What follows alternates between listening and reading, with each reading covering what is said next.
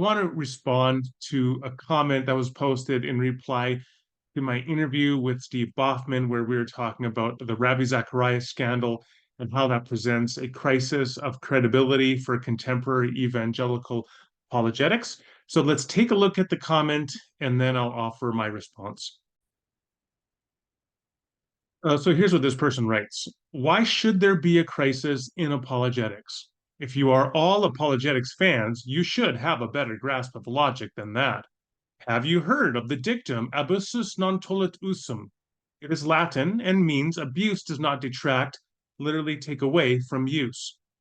That Zacharias flagrantly abused the ministry of apologists should not in logic detract from the validity of the ministry of apologist. So let's debrief that and offer a response.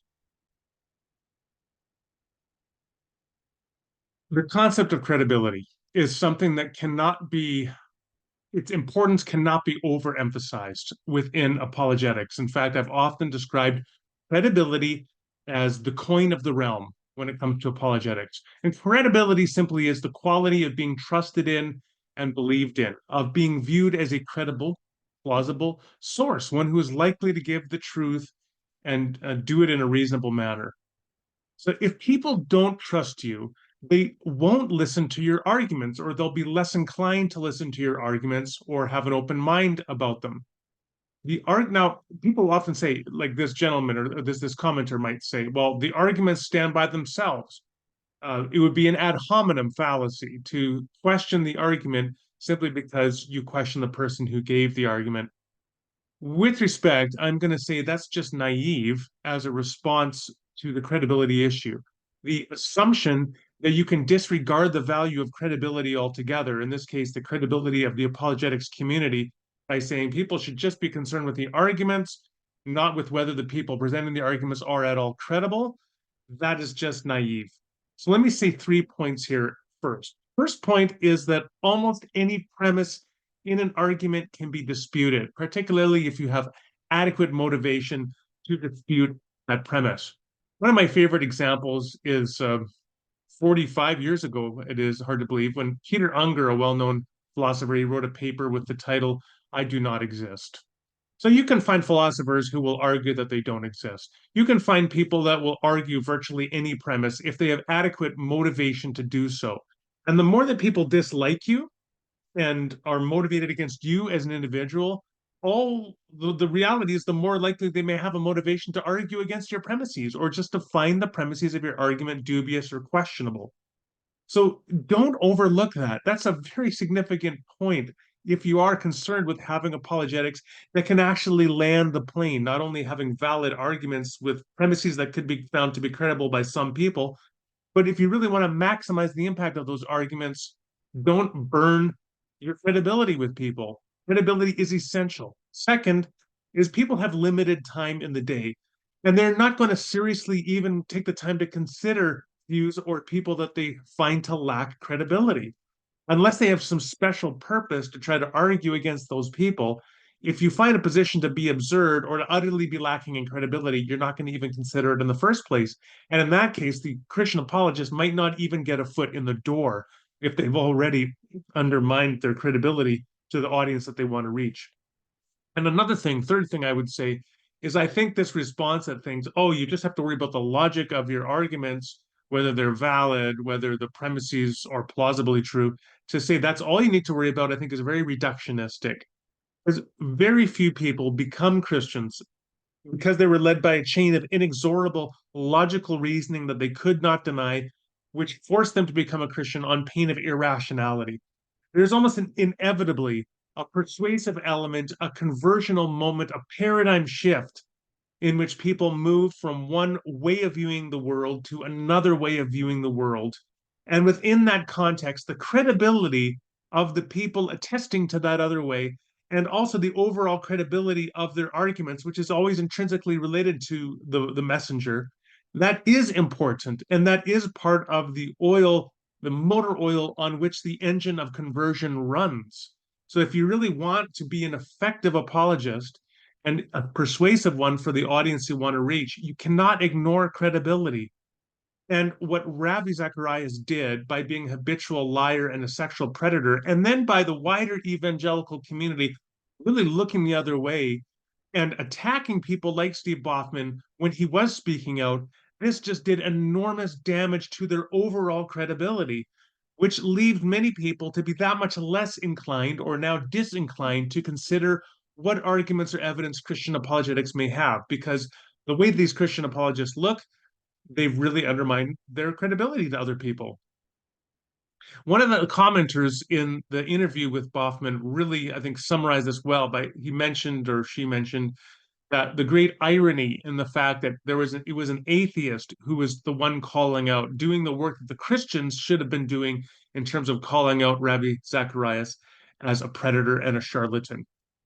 Now, one or two people within the comments took offense at the fact that Baughman and me both criticized the quality of Ravi Zacharias' arguments. One person said, "Well, I'm not going to take your word for it. You have to refute all his arguments premise by premise." Well, I have no interest in doing that. I will say this, that I'll link below an article or video I posted 4 years ago where I go through one specific response Ravi Zacharias gave at a conference on the issue of homosexuality or same-sex relationships, because I thought his response to the questioner was vacuous and it was abysmal. And that captures for me in capsule summary the problem with Ravi Zacharias. Let me give you an illustration of this. If you are looking at a used car and you're like thinking, oh, this car looks really good. But then your friend, he brought a magnet and he put it on the side of the car where it should be metal and it doesn't stick. And he said, oh, that part right there has been bondoed, which means that there was probably like a rusted out area. And then they put some filler in to make it look like the original metal panel of the car. What that would show you is this is not a car that you should be buying. This is not a car to invest in, because this one test of the car, just by putting the magnet on one spot, already showed that there were significant problems with the car. And if you just do one test of a Ravi Zacharias video and you say, look, this is nonsense what he just said here, that gives you good evidence for the overall problems with Ravi Zacharias's arguments. Okay, so people said as well that there's something here, that this is an ad hominem attack on Ravi Zacharias, or it's an ad hominem attack, or I should say just not on Ravi Zacharias, but it's an ad hominem attack if you reject arguments because of the people that presented the arguments. There is actually, again, I think it's not only is there a critical link here between um, general credibility issues and that persuasive element of conversion, but there's also another element of trust often in arguments. Most people are not like professional philosophers or professional theologians or professional archaeologists or scientists or whatever discipline the apologist may be engaging with. So many people, what they're going to do is they're going to defer to some degree to the person as a credible authority. They're trusting in the person because they themselves may lack the ability to grasp all the technicalities of the argument or the evidence that undergirds the premises of the argument.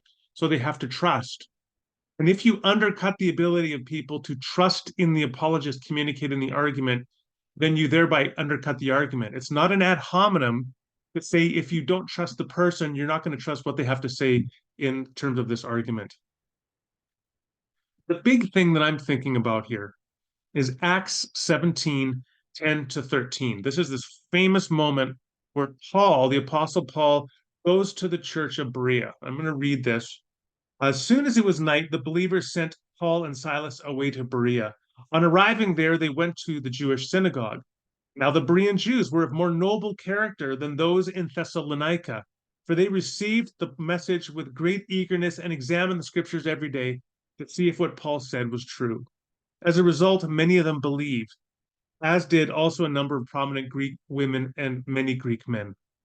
But when the Jews in Thessalonica learned that Paul was preaching the word of God at Berea, some of them went there too, agitating the crowds and stirring them up. I would submit that the Ravi Zacharias uh, scandal shows that many evangelical apologists were more like the church of Thessalonica than the church of Berea.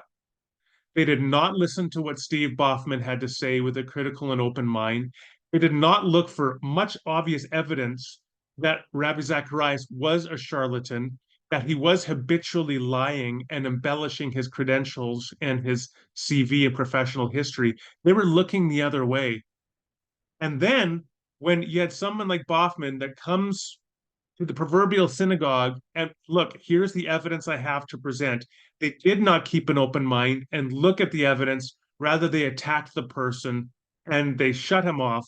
And they did the same for the people like myself, many people who were supporting Baughman because saying, look, we've looked at this evidence. This is serious.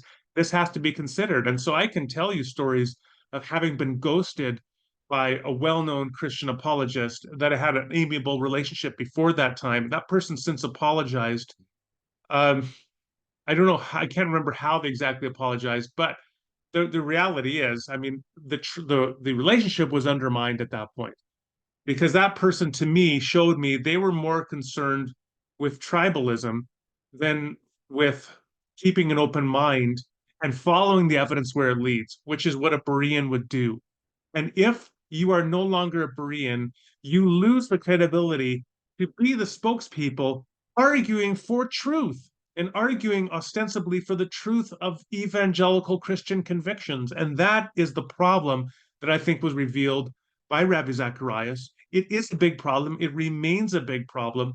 And one I think that evangelical Christianity still has to come to terms with.